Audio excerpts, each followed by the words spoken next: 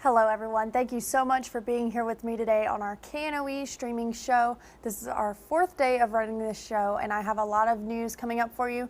But first we're going to start off in Ouachita Parish with the arrest of a West Monroe man.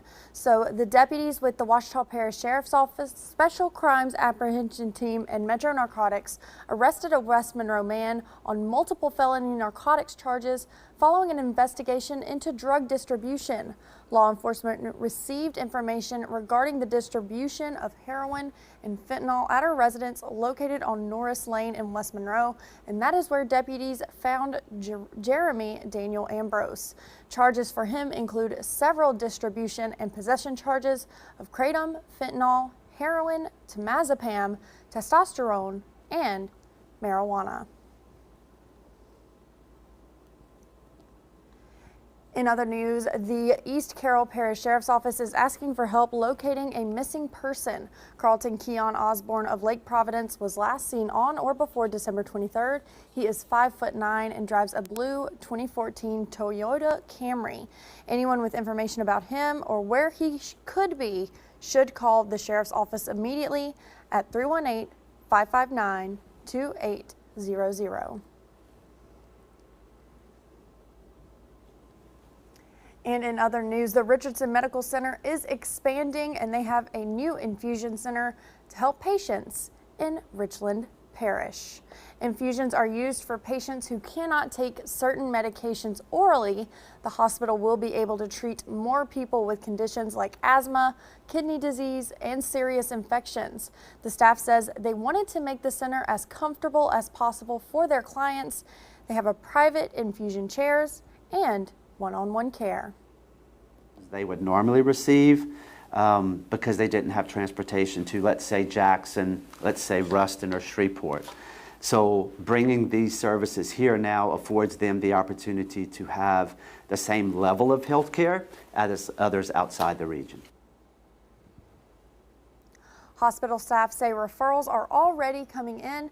Patients can be scheduled through their physician.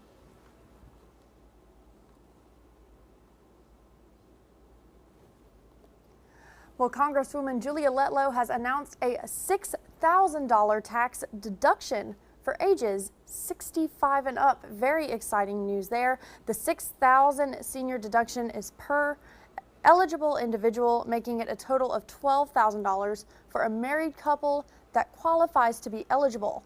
Taxpayers must include the Social Security number on the return and file jointly if married.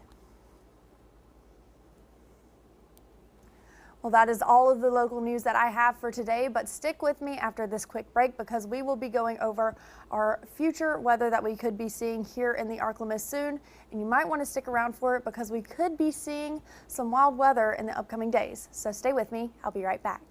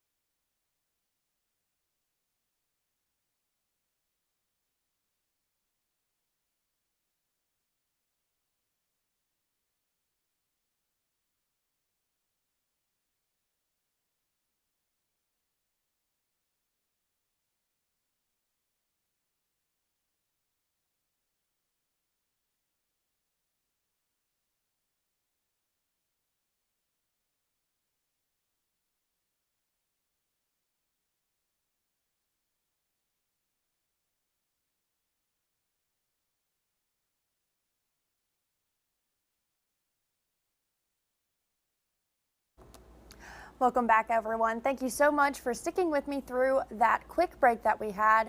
Again, my name is Mallory West, and this is our KNOE streaming show. So stick around because we are about to look at the forecast. Now, we have seen some beautiful days here across the Arklamis, but that could be changing soon with some storms coming up tomorrow. So here is our chief meteorologist, Marcus Walter, to tell you more about that. Well, good day, everyone. I'm Chief Meteorologist Marcus Walter. We're starting out with our threat for severe weather. It is lower today. We're dealing with a marginal risk for severe weather. That's about a 1 out of 5 when we go into our scales. But as we look toward tomorrow, we'll all be under a slight risk for severe weather. And the farther east you go, the greater the risk for severe weather. But we're all involved with this. And so we want you to be ready for it, have a plan in place, and be prepared for being impacted by severe weather. Now, in terms of timing, we're looking at potentially a storm or two around in the morning, but most of the activity will impact us during the afternoon and continuing into the overnight hours. Threats include damaging wind, hail, and even isolated tornadoes. And so that's what we'll be watching for. We'll have a lot of warm air in place. We'll have a fast jet stream, and that instability with that fast jet stream could help support thunderstorms that lead to tornadoes. So we'll be watching for that. Outside of that, flooded roads could be an impact during parts of heavy rain on the way, and we could have some down trees and power issues if we get hit with strong wind and it topples over some of our electric lines. Now, as we talk about severe weather, we wanted to remind you to know where your safe place is at home, at school, and at work. We know a lot of kids are still out of school, but if you are at home, we just want you to be ready and have a place to go, the most interior part of your home, to stay safe. I have multiple ways to receive weather alerts. You can use our KNOE weather app. You can use our website. You can use the National Weather Service, but have a way to get alerts. You can use weather radios, for instance, and put together a severe weather safety kit, things that you may need just in case you're impacted by severe weather. Now, as we head throughout the rest of this evening, we may see some showers and thunderstorms develop across some of our eastern parishes. We'll be watching for that as we head into Friday morning. And at that time, a storm or two could turn severe, but it's not as likely, but it still is possible. And then as we head throughout the morning, this model keeps us fairly quiet through about 3 p.m. But after 3 p.m., we'll notice active weather moving in from the west, and we could get a pretty intense cluster of rain showers and thunderstorms. But we're also watching for individual cells ahead of the main line because those individual cells have the greatest risk of spinning and then producing a tornado. Either way, we'll see heavy rain continuing to move across our region. South Arkansas in particular, you're in line to receive some pretty intense weather, but also North Louisiana. And then as we head into the evening, we'll see another wave of moisture, likely along the cold front that'll sweep across our region. But this wet weather continues to sweep through, and it's not until Saturday morning, about 7 or 8 a.m., that the bulk of the rain pushes off to our east. Now, we do need the rain. Unfortunately, though, this rain will come with storm chances. Our GFS model shows wet weather still out there again for Friday. We have a front that'll be situated. We'll also have a weak area of low pressure strengthening right over our region, and all of that will lead to active weather.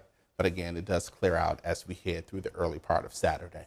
Here's a look at how much rain could accumulate. Parts of our region could pick up more than an inch of much needed rain. The latest drought monitor shows that severe drought has expanded across a large portion of our viewing area. So any rain we can get will be beneficial. Here's a look at the forecast for tonight. We're going with the low of 67 degrees. It'll be very warm for us for the overnight, and we're watching for isolated showers. We may even see some patchy fog develop as well. And then tomorrow we'll see temperatures in the low 70s. If we get peaks of sunshine, temperatures could go higher, but we'll be watching for severe weather, mainly in the afternoon and evening hours. Here's a look at the 7-day forecast. Things are a lot quieter as we head throughout the weekend, which is a good thing. And then as we head toward early next week, we'll start out in the low 50s and we'll see a little more cloud cover arrive by Wednesday. That was our chief meteorologist, Marcus Walter, with a look at the forecast, and you can stay up to date with that forecast and more weather that could be heading our way with our KNOE weather app, and you can find that for free in the App Store. Now, coming up next after this quick break, we will be taking a look at some national news, and that includes Affordable Care Act subsidies that could be seeing a change here soon. And also we have some local reaction to that ICE-involved shooting that happened in Minnesota. Stay with us. We'll be right back.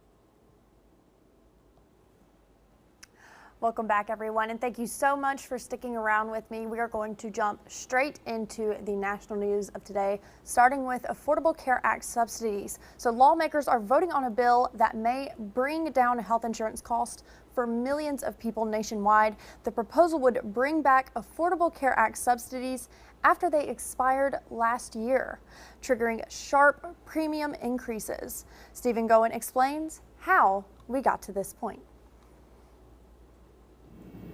It's safe to say the path to this vote was unusual. We saw lawmakers taking rare bipartisan action to get to this point.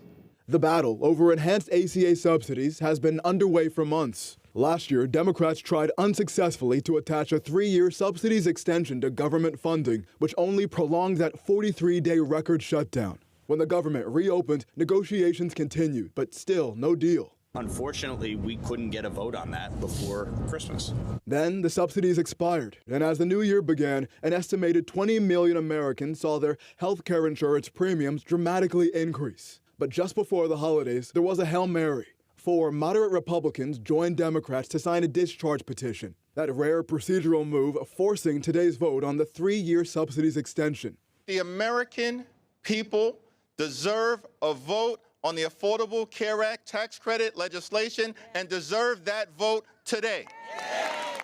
New York Republican Mike Lawler is one of the GOP lawmakers who signed the petition, even though he's made it clear he believes the Democrats' bill is an imperfect proposal. We all know the 3-year is not going to become law. It failed in the Senate already. That's why the work that the senators have been engaged in, and we've had, continuing conversations with them throughout, is important. Now, a bipartisan group of senators continues to meet in hopes of reaching a compromise to extend the subsidies alongside modest policy changes. The Congressional Budget Office estimates a 3-year extension would add about $80 billion to the deficit, but keep millions insured. In Washington, I'm Stephen Goen.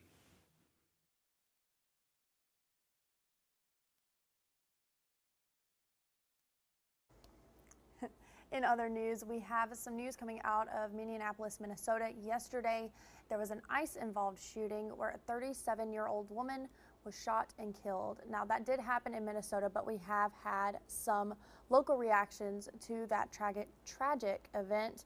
So yesterday morning, again, that ICE agent shot 37-year-old woman in Minneapolis. This is all happening during the Trump administration's latest immigration crackdowns.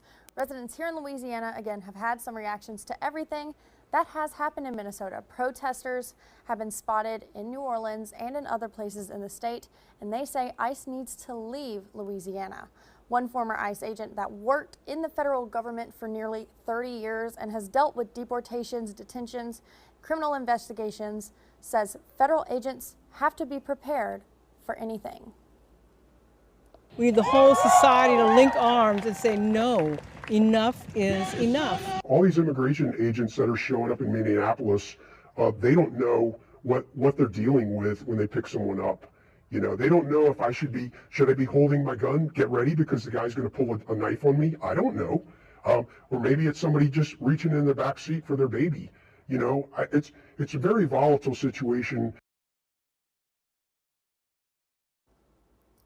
That same retired agent says that some of the video you're watching now, which shows that woman unfortunately being shot, will increase tensions on an already polarizing issue nationwide. And we will keep you updated on that story and all other national stories online and on air, so be on the lookout for that.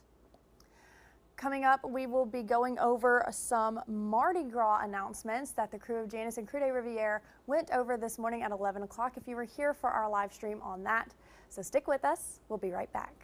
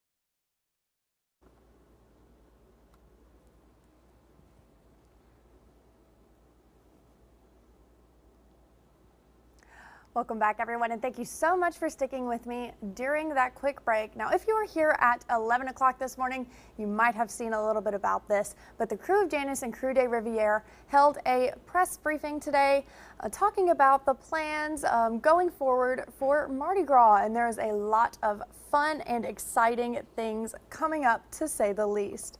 So Mardi Gras season has officially kicked off in the Twin Cities with festivities. So if you're craving king cake, there are no local spots to satisfy that sweet tooth. And coming up in our 5 o'clock show, we'll have more on what's planned for this year's celebration and go behind the scenes to meet some of the special people that work to make it happen. So all kinds of exciting things coming up, and like I said, we did have that press briefing today where I took a couple of notes. So I will go over some of the events that are happening here in the Arklamis. So the Crew Day Riviere is holding their grand ball January 17th, and tickets are already on sale. They also have a pageant planned for February 1st, and that is a preliminary for Miss Louisiana, so stay on the lookout for that.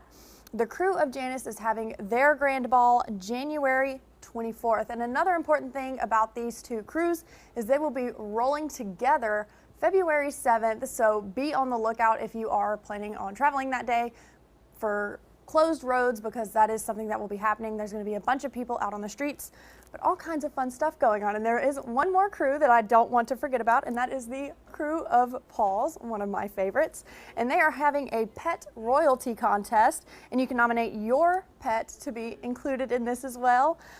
Their parade registration, if you would like your pet in their pet parade, is live on their socials, so be on the lookout for that.